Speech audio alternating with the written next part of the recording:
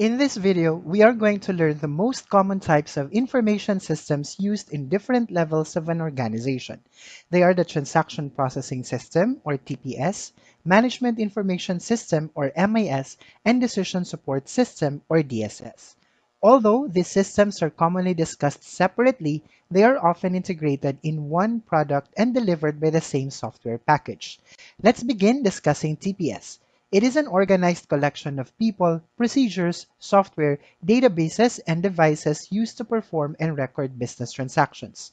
The term transaction in TPS is defined as any business-related exchange of goods, services, or money, such as payments to employees, sales to customers, payments to suppliers, or cash withdrawn from an ATM.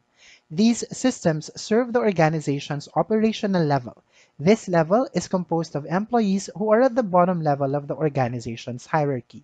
Examples of users at this level include cashiers at a point of sale, bank tellers, nurses in a hospital, and other positions concerned with performing day-to-day business transactions of an organization. A TPS collects input data from transactions and events which are recorded by operational level employees. It is responsible for sorting, listing, merging, updating, storing, modifying, and retrieving data pertaining to the transactions that have taken place in an organization. And finally, generate detailed reports, lists, and summaries which are used by other levels of management. An example of TPS is a payroll system. The primary inputs for a payroll TPS are the number of employee hours worked during the week and the pay rate. The primary output consists of paychecks. Payroll systems produce employee paychecks and related reports for the organization's management and documents required by government agencies. Another example is an online transaction processing reservation systems used by airlines and travel agencies. These systems enable travelers to select and book their own flights. Through these systems, passengers can choose their destinations and flight dates, compare costs on alternate flight dates, book their seats, and generate electronic tickets. The system is used to record each sale transaction which takes place on the website. At the end of the day, it can generate a report of all transactions in order to view which seats have been sold. There are basically two types of transaction processing systems. First is the batch processing TPS. Here, the processing of transactions takes place over batches, which means transactions are collected, combined, and grouped in batches. It generally follows the first in, first out method, and there is usually a time delay in this type of processing. The second is called real-time processing TPS. Under real-time processing, every single transaction is processed with immediate effect and provides instant verification of it. There is no time delay and systems can be accessed remotely and over the cloud. Let's have an example for each type of processing. It is batch processing when a company processes the payroll of its employees in bi-weekly manner that processes batches of employees' salaries over a span of 2 weeks. In a hotel reservation, it is extremely useful for customers to have an instant verification of their request. Therefore, this is an example of real-time processing. Our next type of system to discuss is called Management Information System, or MIS. It is an organized collection of people, procedures, software, databases, and devices that provides routine information to managers and decision makers. Management information systems are usually used at the tactical level. This level includes employees who are at the middle of the organization's management hierarchy. It typically collects data and information generated from the TPS to provide routine, summary, and exception reports. This type of system is important in an organization as it provides information that is essential to operations, management, and decision-making functions. An example of an MIS is a University Student Management Information System, which can be used to generate reports about the registration status of the students in order to determine who's eligible to sit for the end of semester examinations.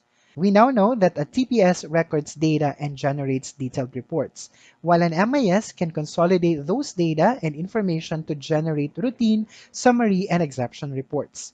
Let's use modern library systems as an example to show the difference between these two in terms of their functions.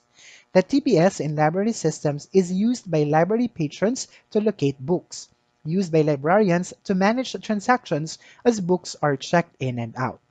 On the other hand, the MIS in library system is used by librarians to request and analyze reports, such as summary reports that indicate how many books are checked out and exception reports that list long overdue books.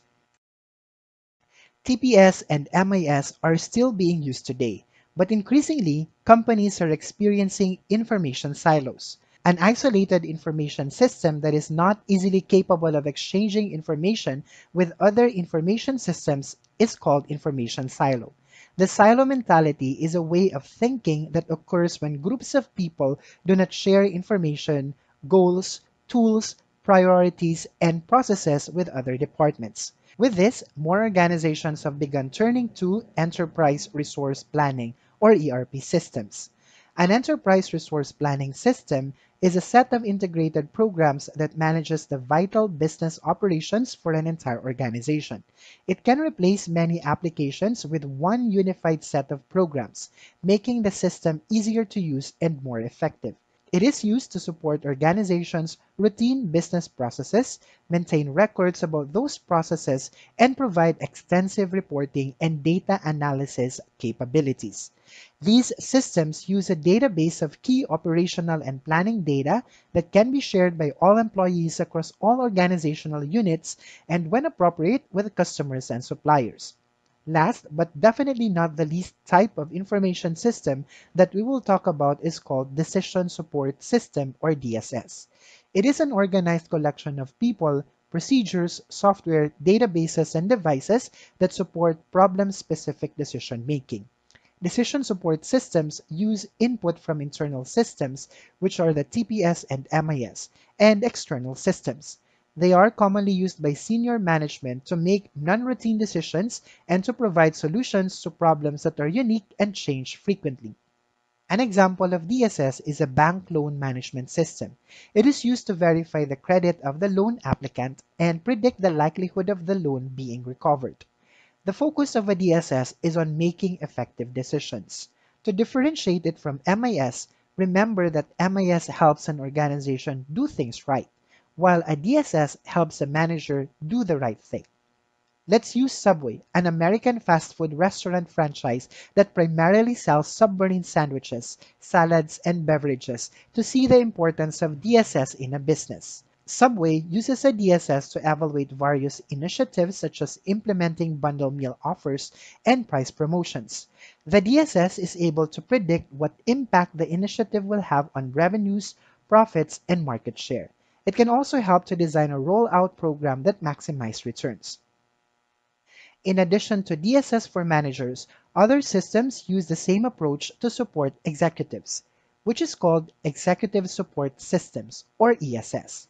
An example of an ESS is a system which can be used for sales forecasting that is useful to people who are at the topmost level of the organization's management hierarchy to make better decisions. This level is composed of the firm's president, vice presidents, and members of the board of directors. To summarize, the TPS records daily routine transactions in an organization. With this, it becomes the major source of data for other systems in an organization. Since they record every transaction, it aids in monitoring the status of the operations and therefore helps in structured decision making. This means that they have defined rules that guide them while making decisions. MIS usually receive and utilize the data they get from the TPS. The reports generated in this system is used by middle-level managers to make semi-structured decisions, which are partly based on set guidelines and judgmental calls.